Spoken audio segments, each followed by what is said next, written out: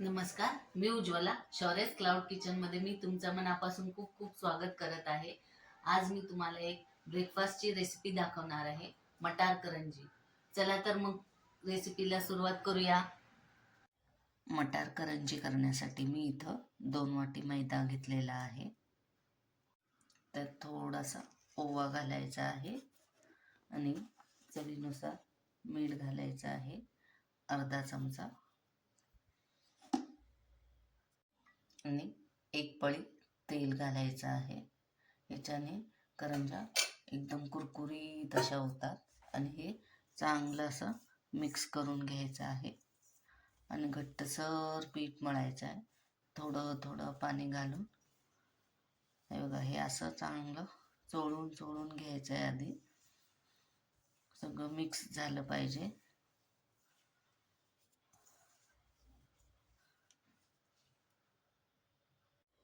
हे बघा, असं चोळून चोळून चांगलं घ्यायचं.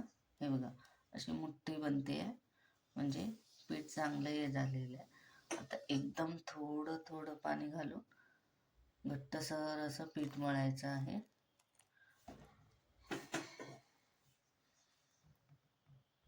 हे बघा, असं घट्टसर पीठ मळून घ्यायचं. हे आता 15 ते 20 मिनटं आपण झाकून ठेवूया. आता आपण मटारचं स्टफिंग बनवायला घेऊया. मी हे मिक्सरचं छोटं भांडं घेतलेलं आहे. त्याच्यात थोडंसं ओलं खोबरं घ्यायचं आहे, अर्धी वाटी. हे 7-8 लसणाच्या पाकळ्या घ्यायच्या आहेत. या मिरच्या तिखट आहेत म्हणून मी थोड्याच घेतल्या. आणि हे थोडंसं आलं. हे मिक्सरला चांगलं बारीक करून घ्यायचं आहे. हे बघा, हे असं बारीक वाटून घेतलेलं आहे. हे बघा, असं. हे बघा, कढईत मी एक पळी तेल घातलेलं आहे. ह्याच्यात आता थोडंसं हिंग घालायचं आहे, थोडीशी मोहरी आणि थोडेसे जिरे घालायचे आहेत. मोहरी तडतडली, एक छोटा बारीक चिरलेला कांदा घालायचा आहे. तो तेलात चांगला भाजून घ्यायचा आहे. कांदा थोडासा भाजत आला, हे मिक्सरला लावलेलं सगळं त्याच्यात घालून हे पण चांगलं मिक्स करून घ्यायचं आहे. चांगलं असं हे पण भाजून घ्यायचं आहे.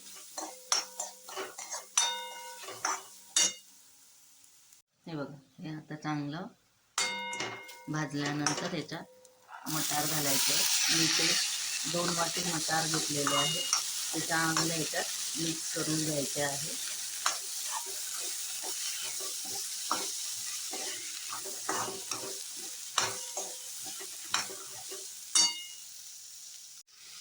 आता याच्यात थोडंसं गरम पाणी ओतायचं आहे शिजण्यापुरतं.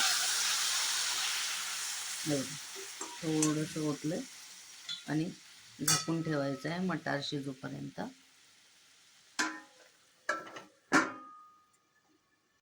हे बघा, मटार आता चांगले शिजले. हे बघा, चांगले मऊसूत असे शिजलेले आहे. आता हे आपण थोडेसे पोटॅटो स्मॅशरने थोडेसे असे दाबून घेऊया. किंचितसे असे दाबायचे.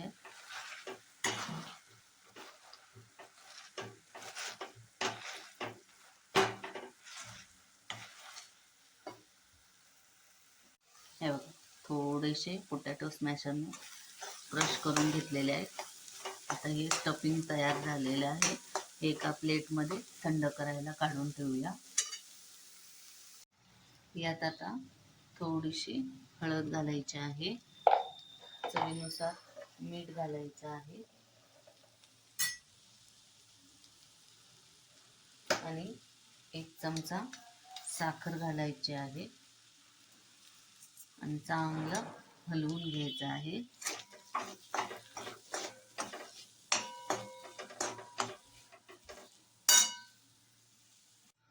आता याच्यात सगळ्यात शेवटी थोडीशी कोथिंबीर भुरभुरायची आहे.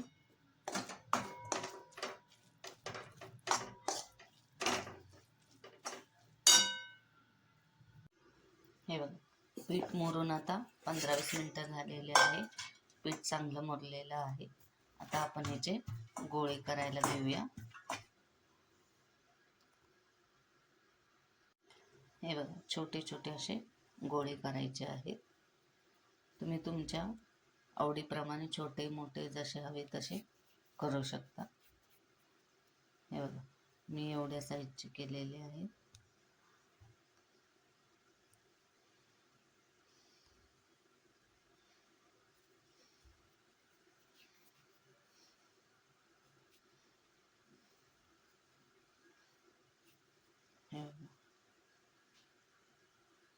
हे बघा, आता आपण ही पारी लाटायला घेऊया. पातळ जाड जसं हवं तसं तुम्ही लाटू शकता. हळू हळू हळू असं लाटून घ्यायचं आहे.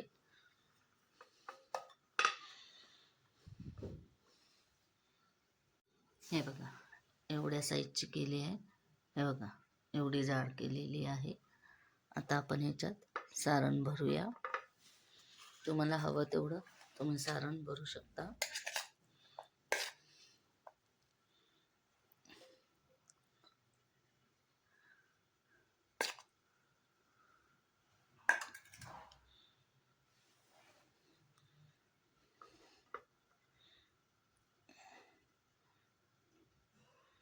हे बघा, असं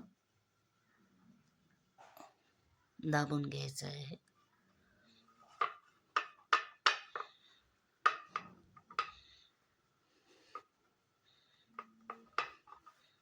आणि हे बघा, हे फोकने अशी डिझाईन करायची आहे.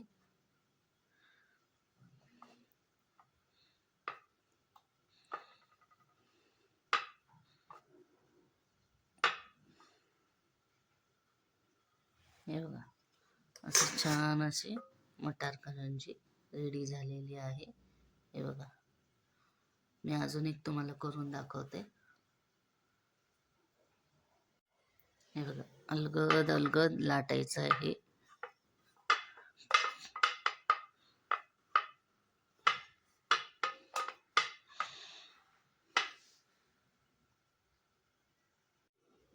हे बघा, ही दुसरी पारी मी लाटलेली आहे. हे बघा, एवढ्या साईजची आहे.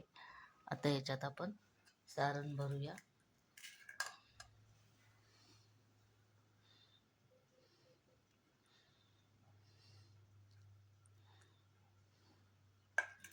आणि चांगलं दाबून घ्यायचं आहे. हे बघा, हे असं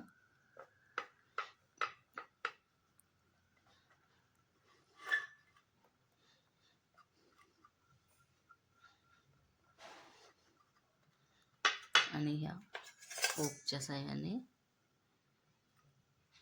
अशी डिझाईन करायची आहे.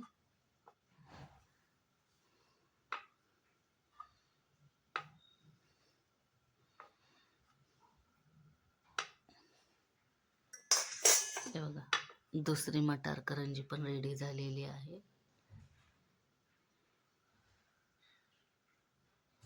हे बघा, इथं मी कढई ठेवून त्याच्यात तेल घातलेलं आहे. तेल चांगलं तापलेलं आहे. आता आपण या करंज्या केलेल्या याच्यात अलगद सोडायच्या आहे. गॅस एकदम मिडियम करायचा आहे.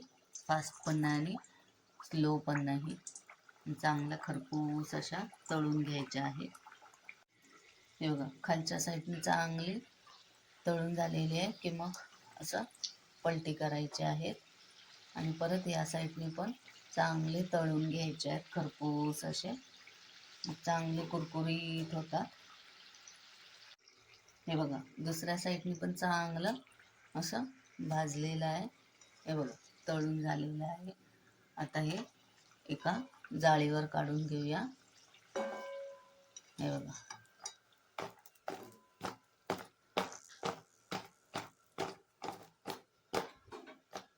हे बघा, या जाळीवर मी काढत आहे.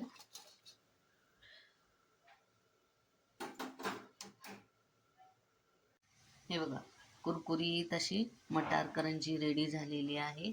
हे बघा, अजिबात तेलकट झालेल्या नाहीये आणि छान असा क्रिस्पी झालेल्या आहेत.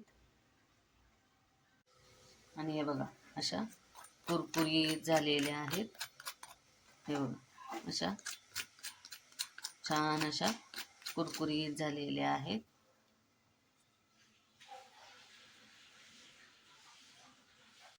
तर मग कशी वाटली तुम्हाला मटार करंजीची ही रेसिपी? आवडली असेल तर तुम्ही घरी करून बघा आणि मला कमेंटमध्ये नक्की कळवा. हा व्हिडिओ आवडला असेल तर लाईक, शेअर आणि सबस्क्राईब करायला विसरू नका. हा व्हिडिओ शेवटपर्यंत बघितल्याबद्दल मनापासून खूप खूप धन्यवाद. याआधी पण ज्यांनी माझ्या शौर्यस क्लाउड किचनला लाईक, शेअर आणि सबस्क्राईब केलेले आहे त्यांचे मनापासून खूप खूप धन्यवाद. अशाच नवनवीन रेसिपीज मी घेऊन येत जाईन. तर शौर्यस क्लाउड किचनला नेहमी विजिट द्या. धन्यवाद.